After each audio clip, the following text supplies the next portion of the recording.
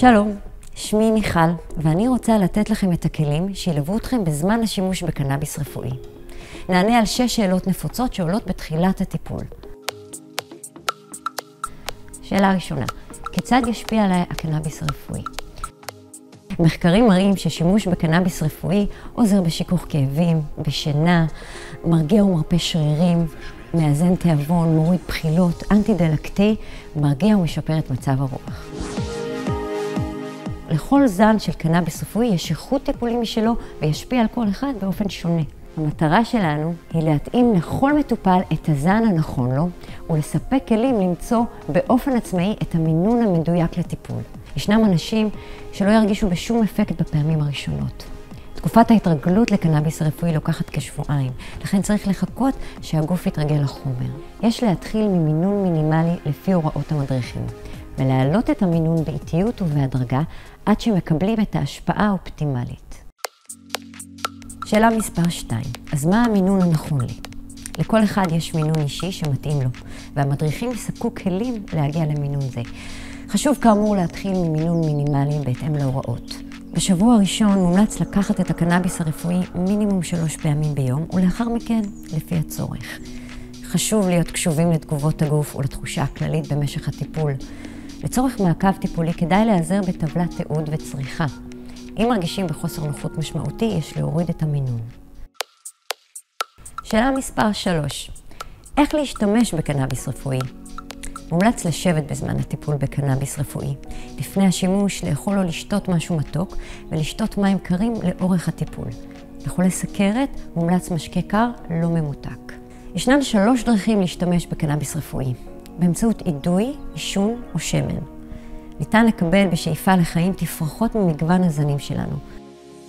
חומר גרוס, סיגריות מגולגלות ושמן. אידוי, שיטה מומלצת מאוד שמתאימה גם ללא מעשנים ואינה מזיקה לבריאות.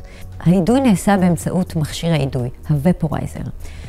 הוופורייזר מחמם את התפרחת לטמפרטורה של כ-180 מעלות. בדרך זו, הרכיבים הפעילים בקנאביס מתפרקים ללא בעירה ומועברים למחזור הדם באמצעות שאיפת העדים שאינה מזיקה לבריאות. שימוש זה מתאים גם ללא מעשנים. ההשפעה המיידית תוך כ-30 שניות קל למינון עצמי, אפקטיבי וחסכוני בשימוש. יש לקחת שאיפות חלשות, עמוקות וארוכות בהתאם לצורך. להקפיד, לשאוף עמוק לריאות ולהשהות כמה שיותר. למעייד מצורפות הוראות הפעלה מדויקות. עישון. זוהי הדרך הנפוצה ביותר לשימוש בקנאביס. בדומה לאידוי, החומרים הפעילים נספגים דרך הריאות ומשם למחזור הדם. ההשפעה המיידית והמיצוי אפקטיבי. כיצד לצרוך קנאביס באמצעות עישון? מומלץ להזמין סיגריות מוכנות שאינן מכילות טבק ושאיפה לחיים. בכל מקרה, מומלץ לא לערבב קנאביס עם טבק. אפשר גם להכין חומר גרוס באמצעות הגריינדר, או להשתמש בחומר גרוס מוכן. מגלגלים בעזרת ניירות הגלגול באופן הזה. להדליק את הסיגריה מחוץ לפה עד לבעירה. לשאוף שאיפה קטנה לחלל הפה עם הגרון סגור ולעשות תנועות שריקה עם השפתיים.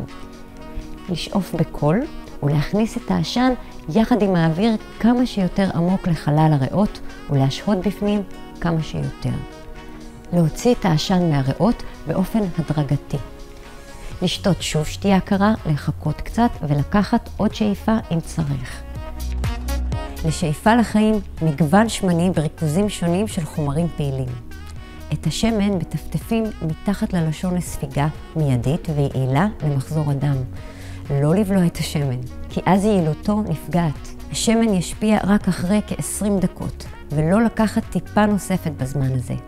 משך ההשפעה שלו אורך כ-4 עד 6 שעות. שאלה מספר 4. איך להתמודד עם ההשפעה של הקנאביס הרפואי? ההשפעה מתחילה כעבור 30 שניות.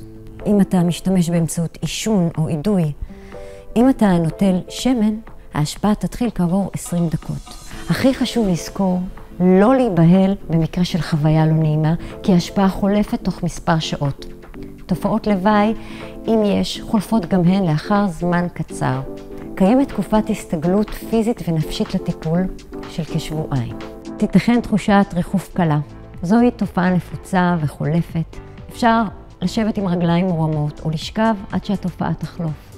במקרה של תחושות חרדה, מתח, לחץ, קודם כל, הכי חשוב, לא להיבהל.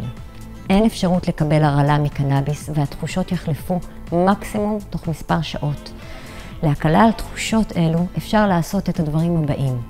קודם כל, כדאי להתחיל את הטיפול במינון נמוך ולהעלותו בהדרגה או להוריד את המינון. אם התחושות הלא נעימות מופיעות, כדאי לנסות להירדם, ואז ההשפעה חולפת. לאכול משהו כבד או מאכלים שיש בהם ויטמין C. כמו כן, מומלץ להתייעץ עם צוות המדריכים ואולי להחליף את הזן. בתחילת הטיפול בקנאביס תיתכן יותר מודעות לתחושת הכאב. זוהי תופעה נורמלית וחולפת עם ההתמדה בטיפול. ניתן גם להוריד את המינון. במידה ויש תופעות לוואי חריפות, יש לפנות לרופא המטפל ולצוות המדריכים של שאיפה לחיים. צוות ההדרכה שלנו זמין לכם בכל עת. שאלה מספר 5. איפה לאחסן את הקנאביס? לשמור את החומר במקום קריר, יבש וחשוך. תפרחת יש לאחסן בכלי אטום. שמן יש לאחסן במקום קריר וחשוך. חברת שאיפה לחיים עוסקת בפיתוח, גידול וייצור קנאביס רפואי בסטנדרטים הגבוהים ביותר, בתפיסה המשלבת חקלאות טבעית, יחד עם מחקר ופיתוח מדעי מתקדם. מטרתנו לספק למעגל המטופלים בקנאביס רפואי טיפול רפואי מדויק ויעיל, ולהעניק את הליווי וההדרכה המקצועיים ביותר בתחום. אתם מוזמנים לפנות אלינו בכל שלב, ונשמח לעזור.